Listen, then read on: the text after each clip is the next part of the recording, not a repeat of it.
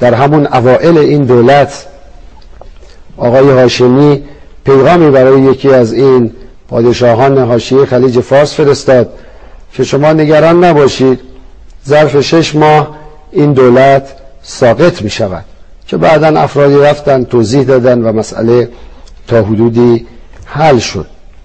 معنای این حرف به روشنی طراحی‌های گسترده علیه این دولت رو میرسونه. پسرای آقای هاشمی چه کار میکنن در کشور؟ بیقانونی ایناست جناب آقای موسوی.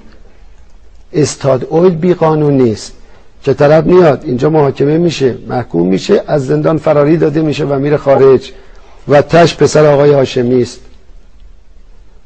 پسر آقای ناطق چجوری میلیاردر شده؟ خود آقای ناطق چجوری داره زندگی میکنه؟ اعوذ بالله من الشیطان الرجیم.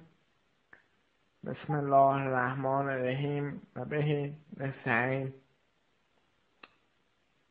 خب دیشب وقتی که من داشتم مناظره دکتر احمدی نژاد و میرحسین موسوی رو میدیدم، خب زنگ زدم به دوستان و اونها بعد از 12 دقیقه مادر و همسر آقای احمدی نژاد رو آوردن در خونه. خب قرار بر این بود که من اینها رو بگایم، اما خب متاسفانه ما هر کار کردیم این سگ‌کس ها کیر ما رو نتونستن شق کنن. حتی روم به دیوار ویاگرا هم دیگه جواب نداد. خب ما موندیم چی کار بکنیم که خشممون فروگذار کنه. خب ناگهان دیدم که ماشین رو دوستان آوردن دم در و ما سوار ماشین شدیم. خب دیدم که داریم میریم سمت بهشت زهرا. خب ما تو راه بودیم که نمیدونم بلوک چند یا ردیف چند بود. خب تو دوستان گفتن که ما رسیدیم. خب ما هم همونجا دست جمعی به جماعت ریدیم به قبر پدر آقای احمدی نژاد. خب جای شما واقعا خالی نبود و من برعکس پودر ORS هم خورده بودم اون ظهر. تا جایی که جا داشت ما قبر پدر ایشون رو گاییدیم. علی ای حال وقتی که تموم شد و ما خواستیم بریم، من یه نگاهی برگشتم و کردم به سنگ عقب. حقیقتاً سنگ عقب تبدیل به سنگ توالت شده بود. خب این شب گذشت و من در برنامه تلویزیونی آینده پاسخ تمام ابهامات رو به ملت شریف ایران خواهم. السلام علیکم و رحمت الله و برکاته. بسم الله الرحمن الرحیم. اطلب العلم من المهد الی البهد دن البهد من البهد. 16 آذر سال روز شهادت تنین چند از عزیزانمون در سال 1332 رو در مقابل دانشگاه تهران گرامی می‌داریم و این روز مبارک رو به همه دانشجویان فرهیخته، کسانی که در عرصه علم و دانش و فناوری و علوم و سیاسی و فرهنگی و اجتماعی انتظامی ایرانی که خارجی بین المللی منظومه شمسی اینور بچه‌های بالایی پایینی همسایه بغلی اونور یا آدم بوفه دانشگاه اونور کسموسایی که اونور وای میسن اونا با شما هم خواهم کون کشنرم با شما صحبت میکنم. کیرم دهنتون منو دعوت کردیم. بله بگیریدشون و من بعد از مادرتون بیشور کسکش.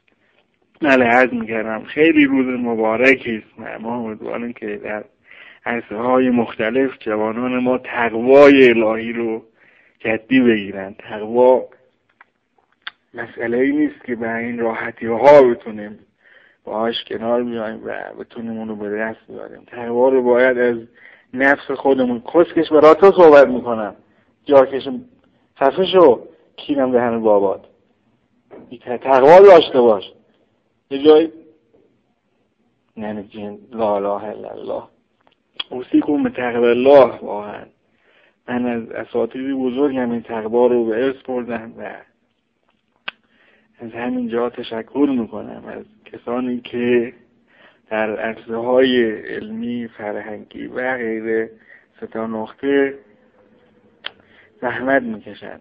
اینا برقرار اشخاص کریم.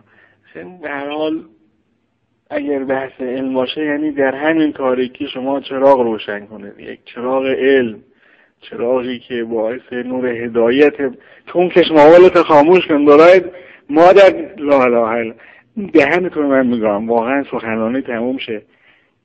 تونه چراغ 11 رو روشن میکنن. بیشور لب نگیرید آقا، بقیه رو روشن کنید. تونیا ما اومدیم جنده خونه صحبت میکنیم اینجوری کینم دهن همتون. واقعا تموم شد. یک دهنی از تو بغلی انگاش نکن. اوه شورای نفع یک مادری واقعا بله تقوای الهی واقعا در بحث ما نمی‌گنجه و ما باید در حوزه های دینی، علمی و وحدت حوزه و دانشگاه این رو بنیادین کنیم. چرا که الان جوانان ما واقعا در این نسل ضعیفن. ما باید از بزرگترهامون، از امام شهدا، علامه هایی که در حوزه های علمی زحمت کشیدن و از اونها باید استفاده.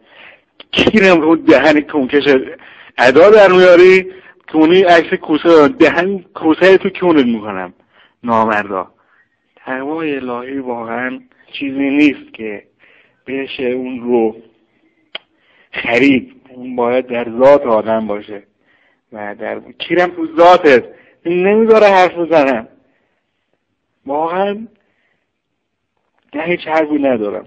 بچه کونه خداحافظ.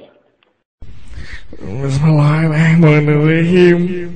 نعوذ بالله من الشیطان الرجیم. چه در عید رژیم چه در راه رژیم. امروز میخوام صحبت کنیم در رابطه با موسیقی.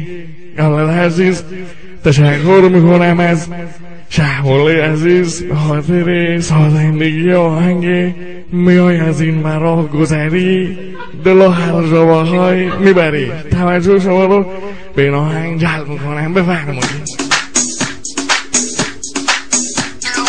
دختر ایرونی که ناسو دلبری این پیغام بلنکست رو گوش کن.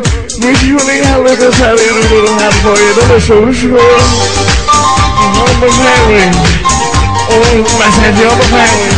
شوه خیلی شوه. اون مریا اونا که امام سفیده ها بفرمایید. این مرام میبری دل و هر جو باهای میبری. یه روی خوش نشون نمیدی منو میخوشی با این دل بری. اما از اون چی شد اما قند و بلام ببین چطور دلم افتاده به پاد. میگم به جون تو میگم قربون تو میگی جون خودش بگو زبون تو. میگم اکبر کجا کجا با ما اینجوری نباش با ما اینجوری نباش. خیلی متشکرم. السلام علیکم و رحمت الله و برکاته.